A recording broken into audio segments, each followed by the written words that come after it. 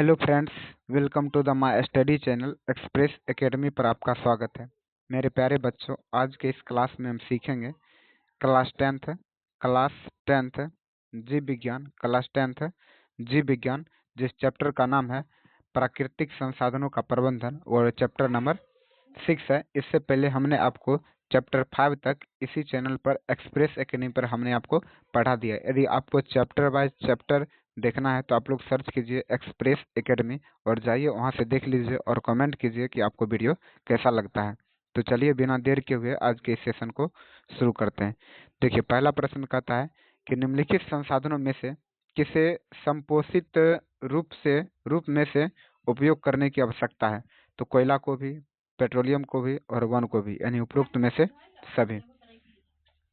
अगला प्रश्न कहता है विश्व में कितने प्रतिशत भाग में जल पाया जाता है। विश्व में कितने प्रतिशत भाग पर जल पाया जाता है। तो 70% भाग पर जल पाया जाता है। अगला प्रश्न कहता है कि निम्न में से कौन से ऊंचे बांध है। ऊंचे बांध कौन सा है। टिहरी जो बांध है एक ऊंचा बांध है।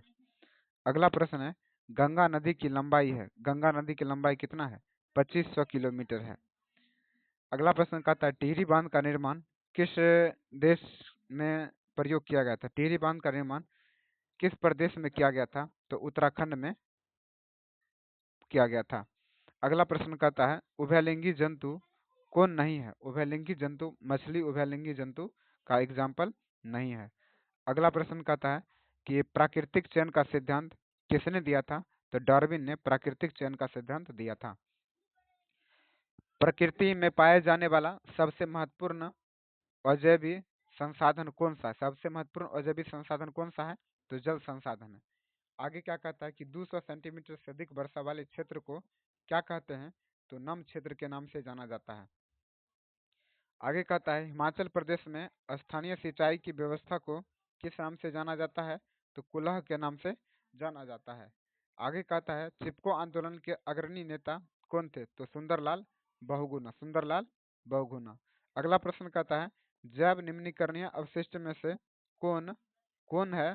जैव निम्नीकरणीय इनमें से कौन है। यानी ये भी है, ये भी है, ये भी है, यानी ऑप्शन नंबर डी। अगला प्रश्न कहता है जैव अनिम्नीकरणीय अवशिष्ट इनमें से कौन है। तो ये सब है, इसमें से ये सभी है। अगला कहता है विश्व जल दिवस कब मनाया जाता है। तो जो विश्व जल दिवस होता है वो 22 मार्च को मनाया जाता है। कब मनाया जाता है। 22 मार्च को मनाया जाता है। अगला प्रश्न कहता है कोलिफॉर्म मनुष्य के शरीर में कहाँ पर पाया जाता है।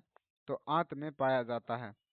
आगे कहता है भारत सरकार ने बांध संरक्षण योजना कब प्रारंभ किया था। तो 1970 में प्रारंभ किया था।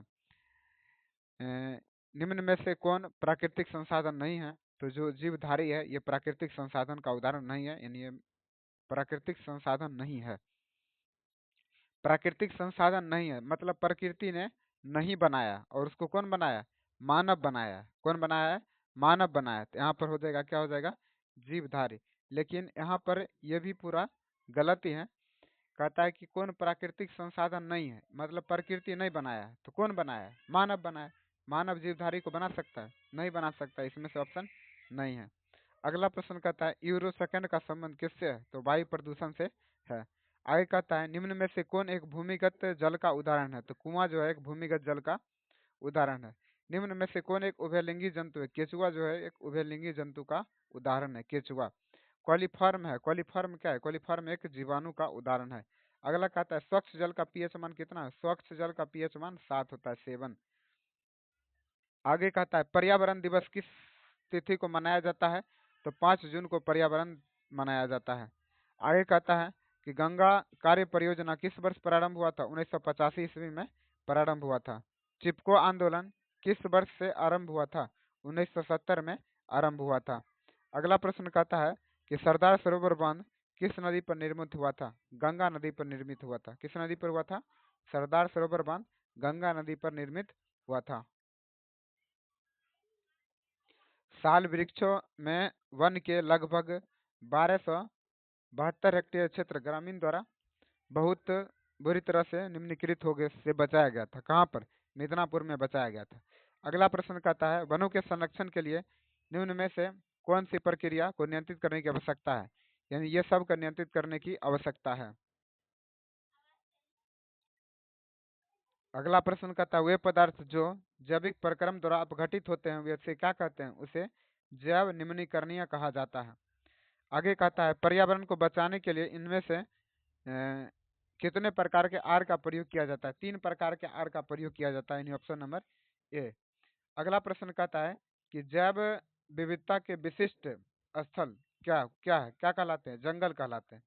अगला प्रश्न कहता है अमृता देवी बिश्नोई का संबंध किस वृक्ष के संरक्षण से था, तो खेजड़ी वृक्ष के संरक्षण से था। आगे कहता है कि प्राकृतिक जल मार्ग पर जो डैम कंक्रीट अथवा छोटे कंकड़ से बनाए जाते हैं उसे क्या कहते हैं, उसे चेक डैम के नाम से जाना जाता है। कोयला तथा पेट्रोलियम परंपरागत ईंधन है जो किसके परिवर्तन के कारण उत्पन्न होता है, उपरोक्त में से सभी, यानी option number A B C. अगला प्रश्न कहता है निम्न में से कौन प्राकृतिक संसाधन नहीं है। जल जो है एक प्राकृतिक संसाधन नहीं है। इसमें कुल मिला के हम जीव विज्ञान का चैप्टर 1 भी पढ़ा दिए हैं, 2 भी पढ़ा दिए हैं, 3 भी पढ़ा दिए हैं, 4 भी पढ़ा दिए हैं और 5 भी पढ़ा दिए हैं और ये चैप्टर नंबर 6 भी पढ़ा दिए हैं। यानी क्लास 10th का जीव विज्ञान का ऑल चैप्टर हमने आपको यूट्यूब पर पूरा फ्री में आपको ऑब्जेक्टिव क्वेश्चन करा दिए हैं।